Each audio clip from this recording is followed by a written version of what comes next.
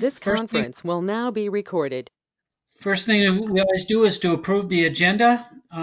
Does anyone have any questions, any items, or any changes to the agenda that is presented? I'll make If the not, motion to approve. okay, I got a motion by Rick Seiler, and I will second that. So we will take a roll call. Rick, Aye. Maggie, Aye.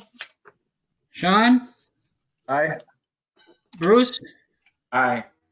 and Chuck says aye. So the agenda is approved 5-0. 5-0, excuse me. And first thing, Chris, I think you're going to give us an update. You're going to want more money and all that fun stuff.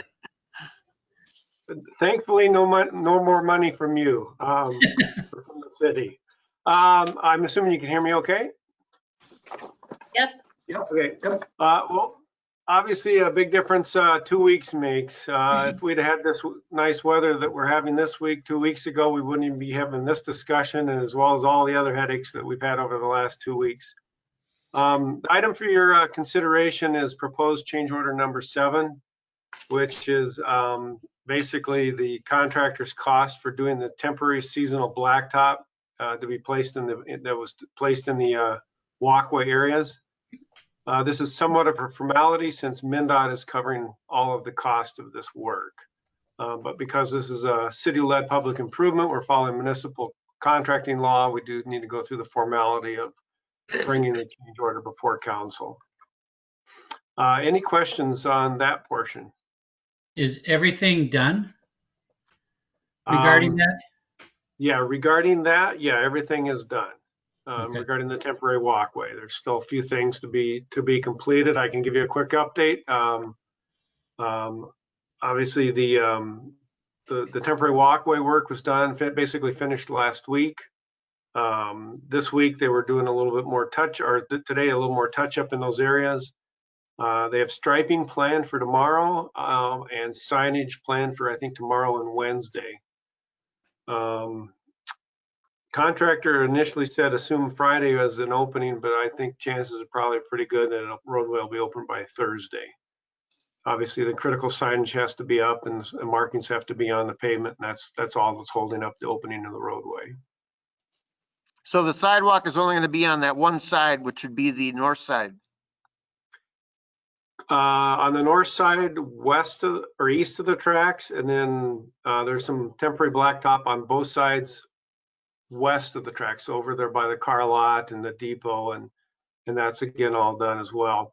I should point out, again, I know the question is, well, geez, we've got such nice weather this week. Why couldn't we just do the concrete this week? Again, the reality, obviously, we had to plan accordingly.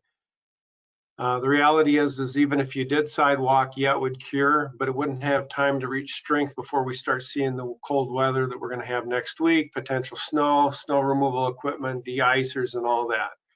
But with that said, I should point out there is a slim chance the contractor might come in and do concrete walk along Miller Milling because they can cover it and blanket if they need to, but they basically will leave it closed for the winter as it's planned. That's planned to be closed, and it won't see any heavy snow equipment. It won't see de-icers, and it can cure over the winter. So just don't get alarmed if you see they actually come in and do some concrete work. I think it's only a slim chance of them doing that, but that's why they would do it, because they can do it without having to jeopardize it with snow removal equipment and de-icers. So the intersection is going to stay the way it is, right? I mean, weren't you going to do a mill and overlay on it? Yeah, the mill and overlay. I'm sorry. If you hadn't heard, the mill and overlay ultimately ended up being postponed. The biggest concern was when they needed to do it, the weather and the conditions weren't right, and we decided it was better off to just postpone it until next year rather than delay all the other coordination issues that would have to go down and probably delay the opening of the roadway. We just, in the end, we felt we'd have a better product if we can wait until next year. Okay, that was my question too, so thank you for the update. Anyone have any other questions regarding? Go ahead, Bruce. Chris, the cost of removing the bituminous, is that a MinDOT cost or split? Yeah, that would be, again, proposed that MinDOT would take care of that. Thank you. Okay. Any other questions regarding change order number 7 or an update on what is happening on the west end of town in the construction zone? Well, I'll make the motion that we accept the resolution approving the TH19. Okay. I got a motion by Rick to approve the change order number 7. I'll second. I got a second by Maggie Bass. If there's no other further questions or comments, we'll take a roll call vote. Rick? Aye. Maggie? Aye. Sean? Aye. Bruce? Aye. And Chuck says aye, so that passes 5-0. Thank you for the update, Chris. Hopefully, I just want to know next year, is there going to be a pool on how many, how many change orders, I was just wondering if there's going to be a. You ain't gonna be mayor, so don't worry about it. Yeah, but I might want to get some skin in the game if I, an over and under on how many change orders will happen next year. But, I'll guesstimate 20. That's probably low. Thanks, Chris. Thank you. Okay, next on the agenda, Ken, I think you're going to talk about the variance, and we have Matt Stika joining us also. So after Ken does his little thing, if there's any questions from the council, and if Matt has any other additional comments, we'll do that then. So, all right. Give you a quick summary here. So this is variance V10 2020 for a garage addition setback to the alley, and we'll just run through the background here for you. So property owners Matthew and Mindy Stika at 304 First Street Southeast applied for this variance to allow their garage addition to be located at 3 feet from the alley instead of the ordinance required 10 feet. And what they're looking at doing is putting on a 10-foot addition off the rear of their existing garage. So go back 10 feet. They're not going any wider. Their garage is currently 24 feet wide, so that addition would be 10 by 24. And it would be basically located right where an existing concrete slab already is located. So they want to put the addition right in that spot. This addition, again, will not be any closer to the alley than the existing garage. It'll just extend it to the south, on the south edge of the garage. And the Planning Commission did review this last week at their meeting on the 28th of October. We did not have any public comment received. We did have Mr. Stika on the call and did not have any comment either. And it ultimately did get recommended for approval on a 3-0 vote. A little background information for everybody here. So you can see on the screen, First Street Southeast, kind of on the north side of the property here. Quick background, RL70 zoning is the zoning district this property is located in. North of First Street is actually B1 Central Business District. You do have homes, but it is zoned B1 Central, and the driveway for Hartman Well Drilling from First Street actually is kind of directly across the street, but kind of gives you an idea for the neighborhood. You got the alley running adjacent to property on the west side here. And then the one thing we talked about at the Planning Commission meeting was the alley is actually, or the property to the south, there's a garage adjacent to the alley. It's actually only about a foot away. So even with this garage addition, that garage to the south is actually a couple of feet closer, and they're not looking at going any closer. So really doesn't change the neighborhood conditions. It's an older neighborhood of town. A lot of things were built before any zoning was ever put in place. So they're not increasing the encroachment. So pretty straightforward request that we've got in front of us here tonight. This overhead here, I just zoomed in a little bit, and you can see where, if a brand new garage is going to be built, where that 10-foot setback would be. And again, they're just looking at adding on the red hatched area, which is keeping the same setback from that alley, just going south over that existing concrete slab. So pretty straightforward. Okay. Schematic drawing of the construction plans here. You can see the addition of that 10 by 24-foot addition off the backside here on the south. And then they're adding a garage door, which will actually face to the east, not to the alley. One thing we don't allow is any garage doors to open to the alley if it's too close. So they're not doing that, so we don't have any issue with that opening being on the east side. Just getting some photos here for everybody. Again, it'll just extend that addition to the south, so not any closer to the alley. And then this is the slab basically where that garage addition would be placed. So that gives you a really good visual on the request. No further encroachment. So is it going to have the same roof line? Same roof line, yes, just extended to the south. Okay. Last photo here is the other garage to the south. That's about a foot off the alley. So again, no detrimental effect on the neighborhood by just extending that addition. So ultimately, staff and the planning commission do recommend approval of the variance request to allow the garage addition to be 3 feet from that alley instead of 10 feet. And that would follow the listing of the findings in the resolution that we've got in the packet tonight. Okay. Well, thank you for the summary. Does anyone have any questions?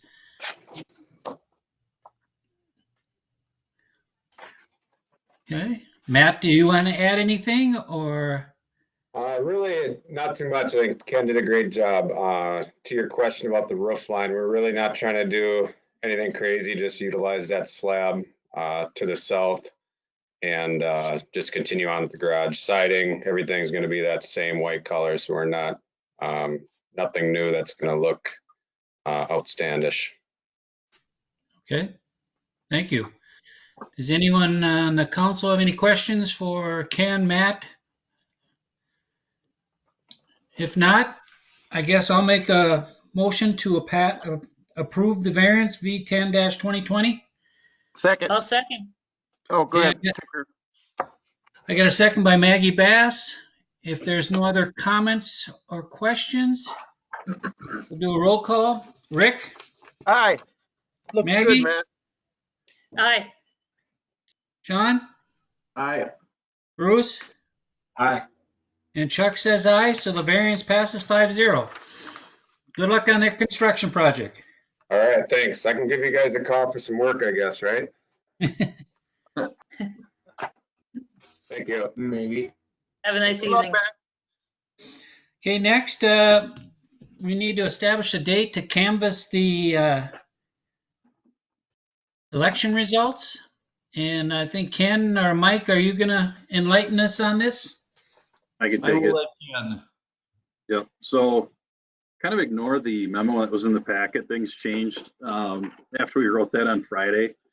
So per the direction we got from the Secretary of State and the county on clarification after that lawsuit last week, kind of changed the date of the absentee ballots to be reduced. We initially thought, oh, we can canvass the results kind of on the normal time frame, which would allow that to start between November 6th, which is this Friday, and then the following Friday on the 13th. The Secretary of State clarified today that we cannot canvass until the 12th or the 13th, so next Thursday and Friday. And I would recommend that we actually just do that Friday morning at 7:30 a.m. Just gives a little extra time. Let's just put together the memo that we need to do. And again, we're only canvassing local election results for council and mayor and everything, but that was a directive, is we cannot do it until the 12th or the 13th, but I would recommend we just stick with the 13th on that Friday morning at 7:30 a.m. Be about a 5-minute quick meeting, get it wrapped up. Yeah. Does that work for everyone? Yep. Yeah. Sure. Ken, you can't do it after the 13th? You cannot, nope. So state law normally allows it between the 3rd and 10th day. And we're basically, just because of the directive that the Secretary of State gave, the limitations, and then the extra day that the legislature gave to process absentee ballots, the 12th and the 13th are the only viable options there. So Thank you. usually we have more latitude, but not this year. So does that work for everyone? 7:30, Friday the 13th? I'm in. Works for That you, works. Sean?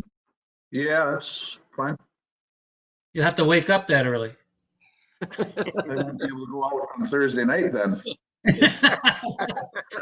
Or just keep staying out Thursday night. Yeah. Maggie, you said it was okay with you. Bruce, it's fine with you Yeah. also? Yep, absolutely. Okay, so let's mark it November 13th at 7:30 a.m. I assume Barb will send us the Zoom code or the code to get in, and we'll handle it. I know normally it's 5-10 minutes at the most. So Yep. awesome.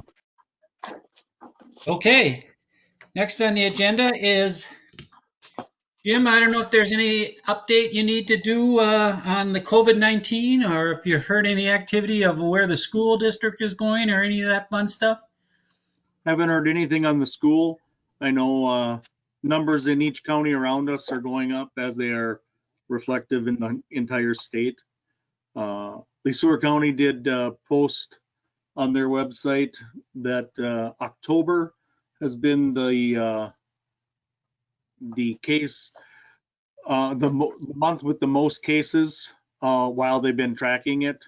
And I think you're going to see that reflective in other counties once they post their data also. So I think that it is starting to continue to rise with the cold and flu season. We're going to see that happen. So I know as an organization, we're just taking precautions with our employees and making sure everybody is safe and using PPE when required. And then we also are looking at any alternative plans that we might need to go into. On our DPS meeting this morning with the state, some questions came up on whether or not the governor is going to shut things down. They indicated they have not heard anything at this time, but I think he's got to bring the legislature together again next week. I think the 11th or so. Or that's the holiday, so right around there anyways, to get the extension once again. So we'll see what comes of that, but otherwise nothing real new to report at all. Okay. Does anyone have Jim any has, questions? yeah, I do. I was just kind of curious, have the city staff received flu shots like they do most years? Are you guys doing that again? Yeah, we did that last week. 21st. Yeah, we did it last week. Oh, okay. All right, good. Okay, any other questions? Okay, well, thank you for the update, Jim. If something dramatically happens, I think the council would appreciate if you'd just send us an email.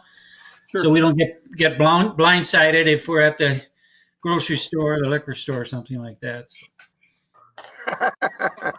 Because you know, if it's on New Prague Happenings, it's true.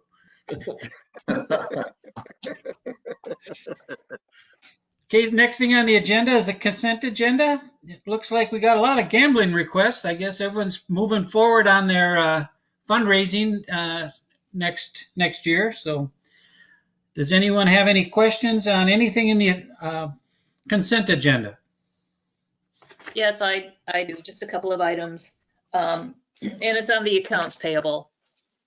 So on page 2 under parks, there's a portable restroom. It's $960, and I think that might be the one that's in Memorial Park. I'm not sure. But is that a monthly charge, or is that just a one-time charge? That I believe, Maggie, is for all the restrooms through all the portable restrooms through the whole park system. Okay, And so that presumably then is monthly. yes. Okay, all right. Then at the sanitary sewer, I'm assuming that this might be from the fire, but there was a roofing charge for $28,500. That, was that part of the, okay. Yep, And then half- Oh, what is a bar screen? bar screen is what removes the bigger materials out of the wastewater as it comes into the plant. We redid some of the mechanisms of the bar screen, and then with the SCADA update, we were able to add programming to the bar screen so that they could monitor the bar screen, speed it up, slow it down by flows, things like that. So. Okay, alrighty. And then my last, Bar Go ahead. screen removes some of the bigger items that come in from who knows where. yep, So, yeah, that stuffed animal the kid flushed down the, yeah, yeah. all the way up to 2x4s we've seen come through there. Oh, goodness gracious. And then the standby generator, I can't remember, was that a budget item for this Yeah. year? Okay, Yes. thank you. Yep. I vaguely remember, but I just wanted to verify. That's all that I had. Thank you so much. Okay. Anyone else have any questions on anything in the consent agenda?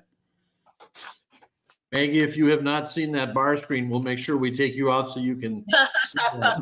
I'm sure I saw it when I got to her the first time. Okay, if not, I guess I'll look for a motion to approve the consent agenda. So moved. There you go. So I got a motion by Sean Ryan, Second. second by Rick Seiler. If there's no other questions or comments on any of the consent agenda, we'll take a roll call vote. Rick, Aye. Maggie, Aye. Sean, Aye. Bruce, Aye. and Chuck says aye, so that passes 5-0. Miscellaneous. Jim, anything else you want to add? I have nothing else to add. Okay, Ken? Nope. Okay, Chris, I don't know if you're still there, if there's nothing you want to add?